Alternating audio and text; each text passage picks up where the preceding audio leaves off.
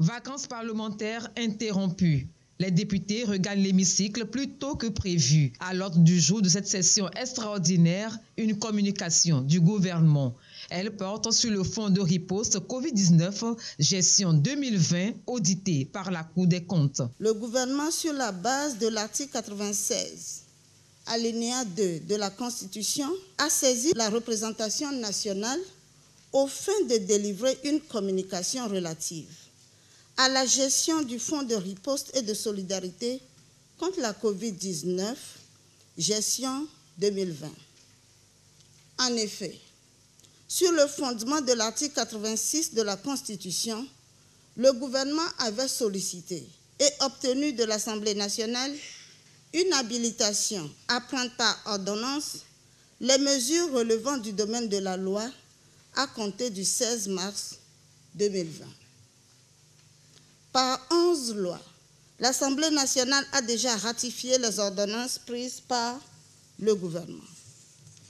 De plus, conformément à l'article 5 de la loi d'habilitation, je cite, le gouvernement communique à l'Assemblée nationale à sa demande toute mesure prise ou mise en œuvre en application de la dite loi d'habilitation. L'Assemblée nationale peut requérir toute information complémentaire en ce qui concerne le contrôle et l'évaluation des mesures. Fin de citation. Il s'agit donc d'un exercice qui participe de la mise en œuvre par l'Assemblée nationale de ses prérogatives de contrôle de l'action gouvernementale.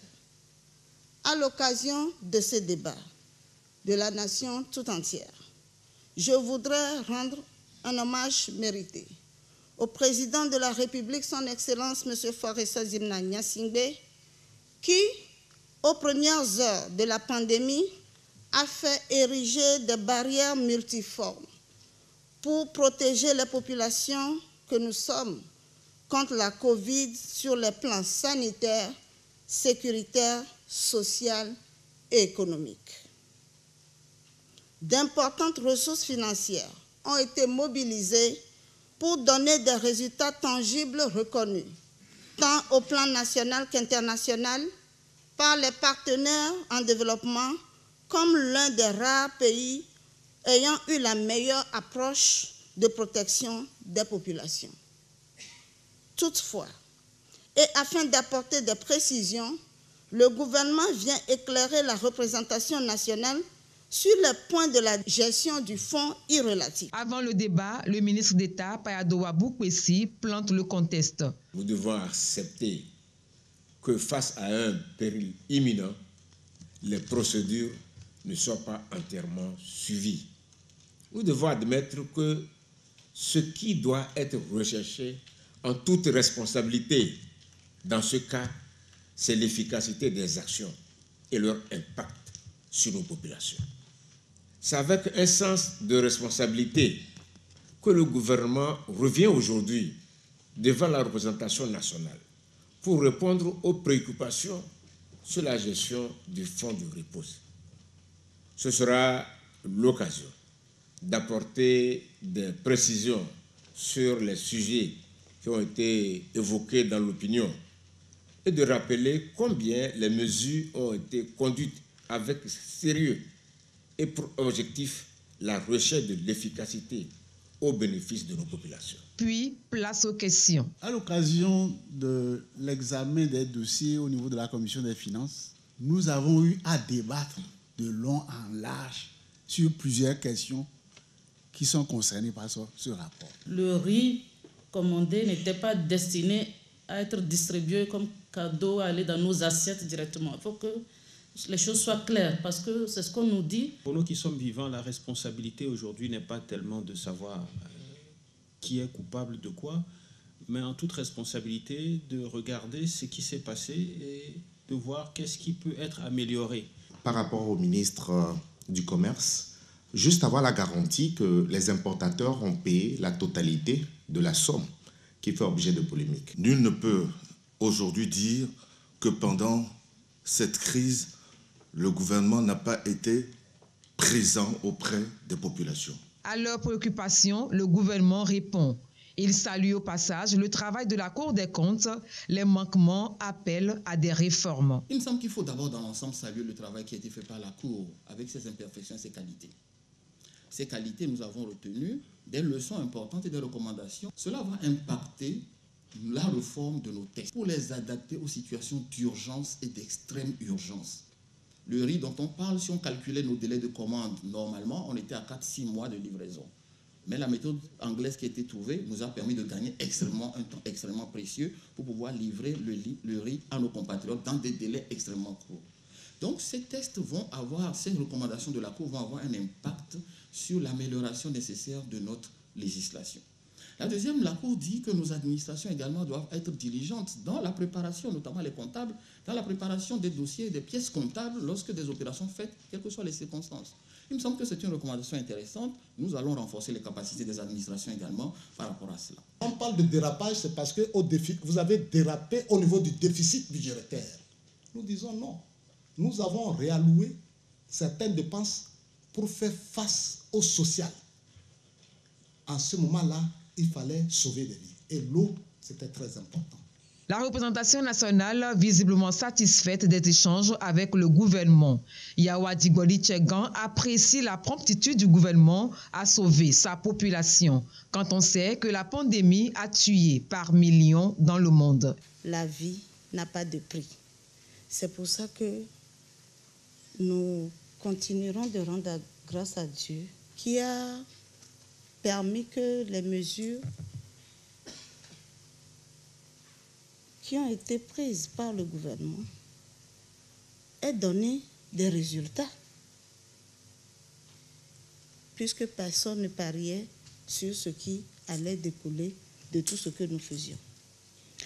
Il fallait parer au plus pressé, il fallait sauver la vie et il fallait aussi se remettre dans le contexte de la période. Nous pouvons vraiment être fiers aujourd'hui de cet exercice que nous avons fait ensemble.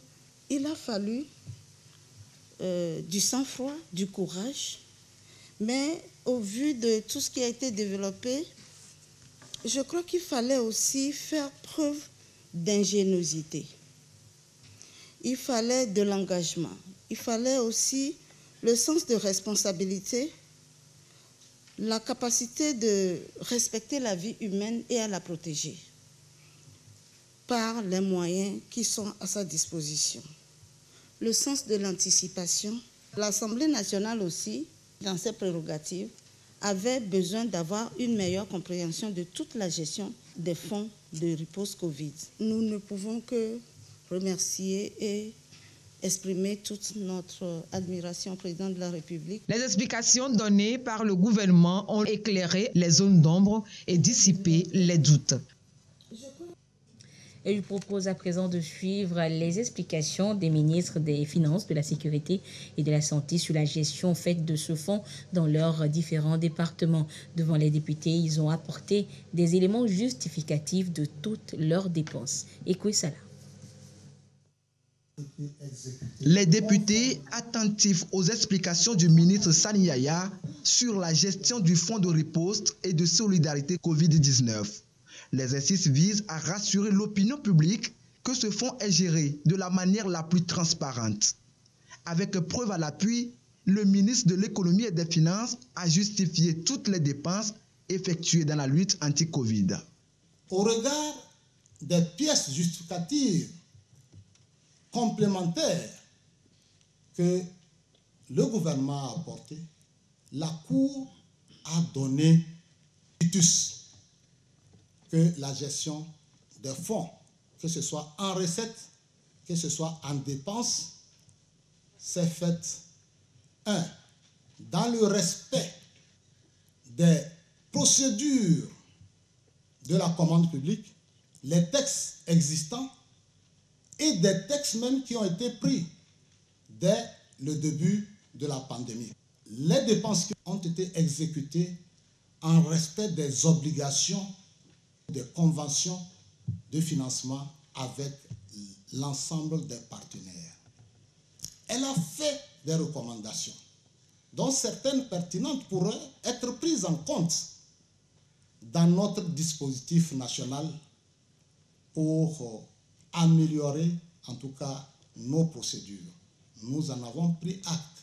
Sur les 173 milliards mobilisés pour le compte du fonds Covid, le ministère en charge de la sécurité et de la protection civile en a consommé 6,4%, soit près de 7 milliards de francs CFA. L'occasion a été donnée au ministre Damram Yark d'éclairer la lanterne de la représentation nationale sur la gestion faite de l'argent alloué à son département. À certains endroits du rapport, il y a eu des décharges de 30 et quelques millions. Nous avons mis en place la force spéciale anti-pandémie avec un commandant de la force et des adjoints qui doit avoir un état-major et un état-major doit fonctionner. Donc, durant tout ce temps, je crois que la Cour a essayé de compiler ce qu'on versait à l'état-major de la force pour dire, voilà, il y a tel montant et il fallait justifier. Il y a eu une facture, on dit, nous avons commandé des masques et des gants par quelqu'un qui n'a pas de carte d'opérateur économique. Ce n'est pas exact. C'est un Togolais qui a vu à l'extérieur, mais il a des affaires ici et il a sa carte d'opérateur économique. La conception du logo a coûté 150 000. Et ce monsieur nous a livré des t-shirts et des affiches. Donc c'est l'ensemble de cette commande qui faisait 15 millions 400. Il fallait demander la facture et situer les gens. Les membres de la Cour n'étaient pas exempts d'attraper le virus. Et quand on parle d'état d'urgence sécuritaire, sanitaire, ça veut dire ce que ça veut dire. S'il faut faire appel d'offres, vous allez à la direction des marchés publics, il manque un O, il vous retourne le dossier. Pendant ce temps, nos concitoyens deviennent quoi?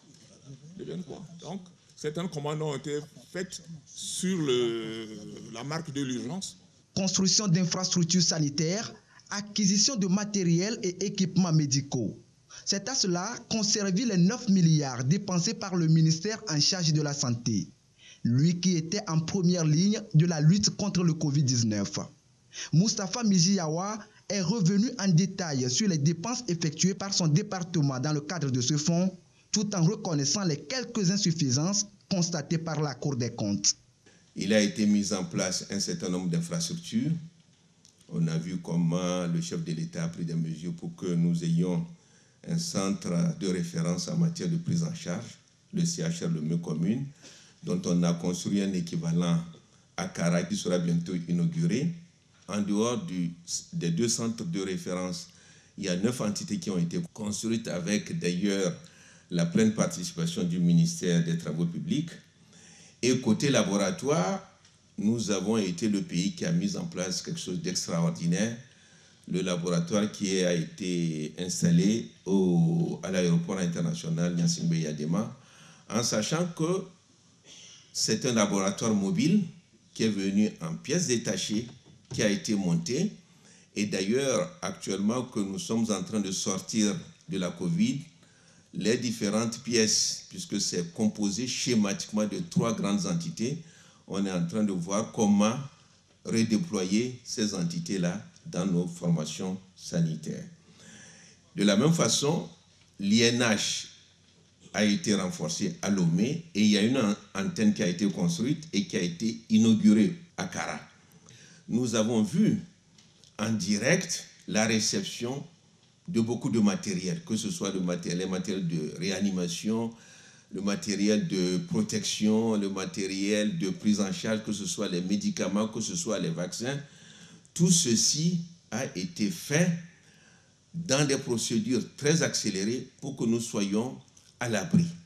Et c'est la mise en place de tout ça qui nous a permis d'obtenir les résultats que nous connaissons tous.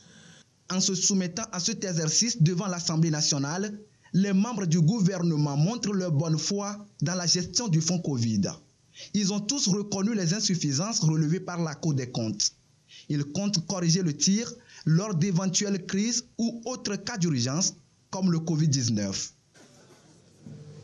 Leurs collègues du commerce, de l'agriculture et de l'économie numérique également se sont livrés au même exercice et je vous propose à présent de suivre l'extrait de leur intervention dans ce reportage de Marie-Ange Bida. Grand oral du gouvernement sur le fonds de riposte Covid-19 gestion 2020. Devant les députés, chaque ministre s'explique sur les sommes dépensées.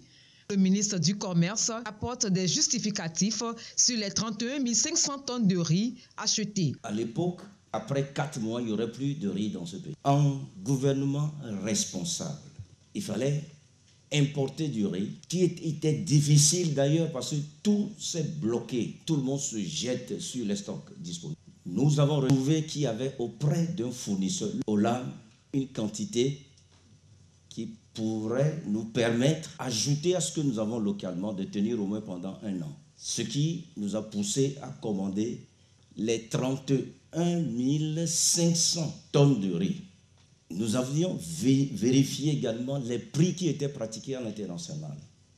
Ces prix oscillaient à l'époque entre 400 000 francs et 600 000 la tonne. Nous avons réussi à négocier le riz rendu Lomé ici à 273 000 francs. Les traces sont là. Le riz a été traité et mis en magasin au niveau du port. Le prix qui est ressorti, c'est 8 601 300 000 francs.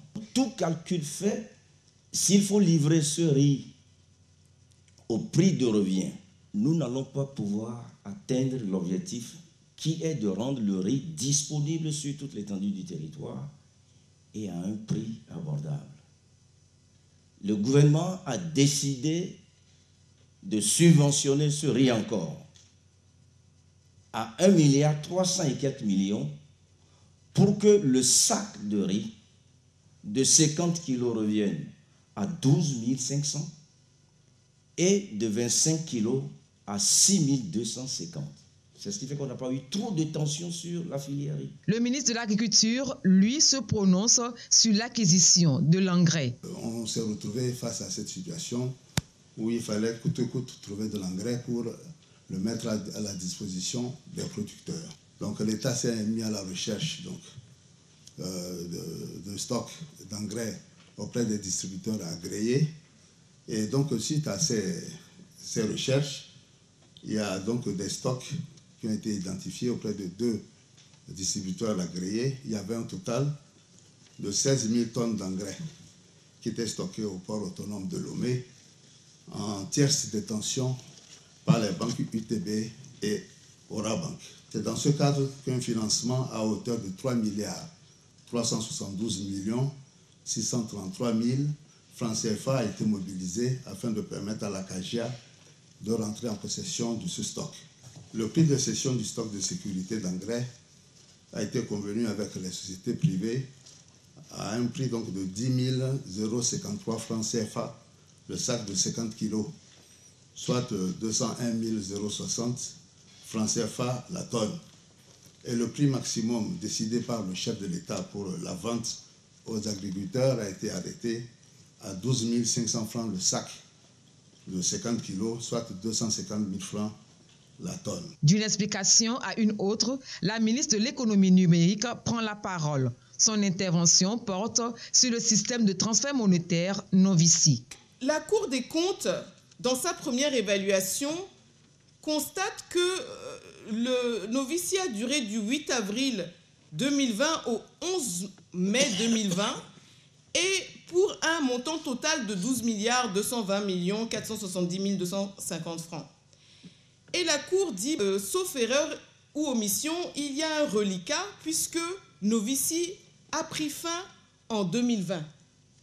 Or, Novici n'a pas pris fin en mai 2020 puisque Novici a continué avec les conducteurs de bus, le canton de Soundou, les enseignants volontaires, la région des Savanes. Ce programme-là a continué bien au-delà même de ce que nous avons appelé Novici parce que la plateforme financière ayant fait ses preuves, on a continué à faire les paiements des agents de vaccination jusqu'au 31 décembre 2022. C'est par le biais de la plateforme qu'on les a payés sur tout le territoire pour qu'ils puissent recevoir leur paiement directement. La force anti-Covid aussi directement comme ça. Le ministère de l'économie numérique, le Trésor public a la liste de tous les bénéficiaires. S'il y a de reliquat, il se trouve dans les comptes de l'État. D'accord ? Il n'a pas bougé des comptes de l'État puisque c'est le porte-monnaie électronique de l'État togolais. Concernant le paiement des aides des personnes non éligibles relevées par la Cour des comptes, lors du lancement de la plateforme le 8 avril 2020, il y a une erreur de configuration. Quelques professions comme ça qui, au lieu d'être désélectionnées, eh bien on a laissé ça. Il s'agissait d'écoliers, de retraités, d'étudiants. On reconfigure. Mais il y a 17 500 personnes qui ont pu s'inscrire. Et ces personnes-là ont bénéficié d'une tranche. On a prévenu, donc il y a 2 ans avant même les travaux de la Cour des comptes, on a prévenu le Trésor, on a eu une erreur de configuration. Voici la liste complète des personnes inéligibles qui ont reçu cet argent. On a été d'une extrême transparence sur cela. La seule chose que nous n'avons pas faite, c'était de demander à ces personnes de rendre l'argent. Il s'agissait de 96 millions. À cette session extraordinaire, la délégation gouvernementale est soumise aux questions-réponses, de quoi éclairer un peu plus la lanterne de l'opinion.